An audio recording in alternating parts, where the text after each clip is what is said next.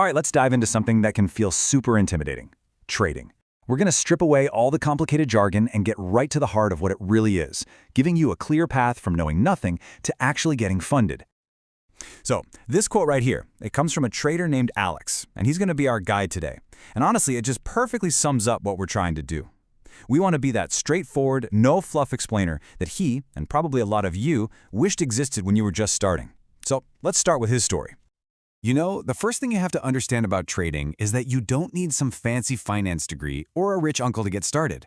Alex's journey is the ultimate underdog story, and it's proof that pretty much anyone can start from rock bottom. Just look at this timeline. It really shows you the grind, right?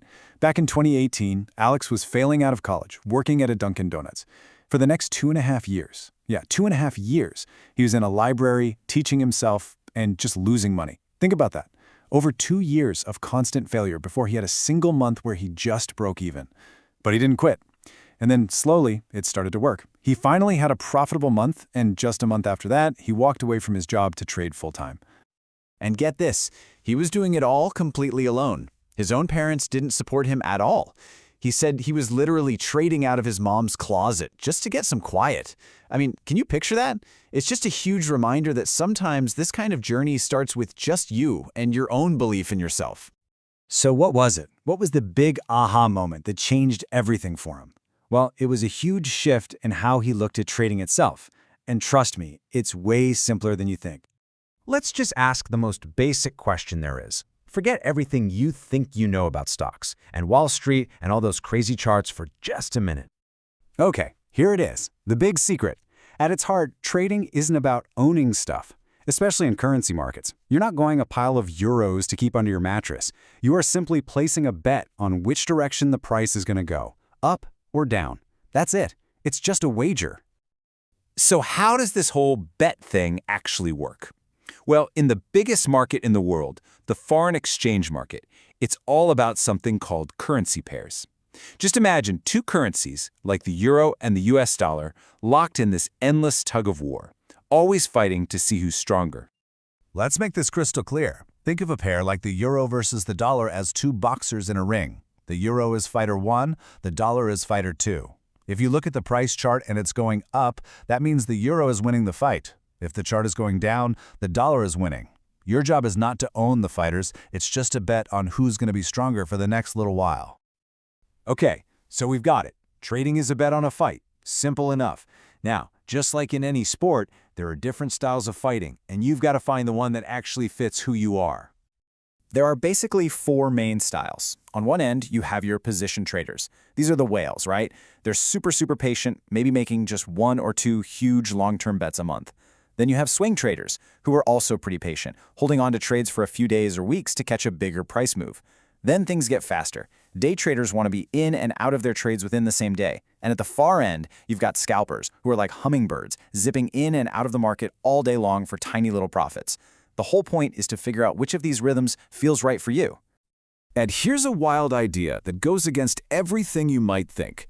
Being a good trader doesn't mean you're glued to a screen all day. In fact, Alex says it's the total opposite. The less time you spend staring at charts, the more money you're likely to make. Once your plan is set, just watching it and messing with it usually leads to mistakes. It's all about quality, not quantity. All right, before we get into strategy, we've got to do some myth busting. Let's just tackle the 3 biggest misconceptions that stop most people before they even get started. First up is this big one. The idea that you have to be some kind of math wizard, a regular Einstein, to understand the markets. The reality? Our guide, Alex, graduated high school with a 1.7 GPA. Yeah, so success here is not about doing calculus in your head. It's about discipline. It's about showing up every single day, ready to learn. Persistence is way more valuable than genius here. Next up, the crystal ball myth. So many people think traders are trying to predict what's going to happen tomorrow or next week. The truth is, you don't predict anything. You react to what's happening right now. You just identify which way the river's flowing. That's the trend, and you go with it. It's like trying to swim with the current instead of fighting against it. Way easier, right? And finally, the big one. The myth that's like a giant wall for most people. The idea that you need a ton of cash just to get your foot in the door. The reality is, especially in the foreign exchange market, you can start really small. You can open an account and start learning the ropes with just a few $100s.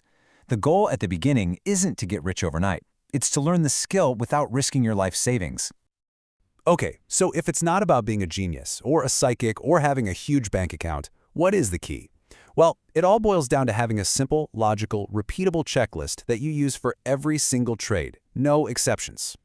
And that brings us to the core of Alex's entire strategy, something called Confluence trading.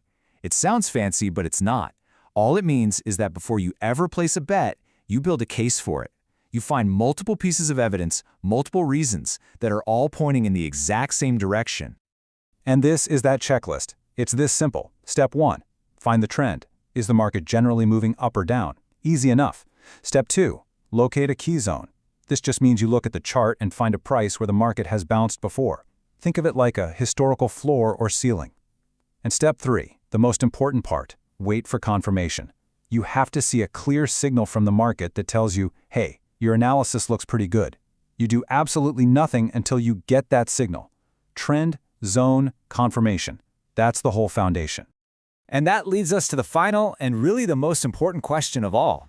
If the strategy is so simple, if the rules are this clear, what's the real difference between success and failure? It's not about finding some secret, complicated strategy. It's all about having the mental toughness and the unwavering discipline to follow your own simple rules day after day. That is what forges a trader.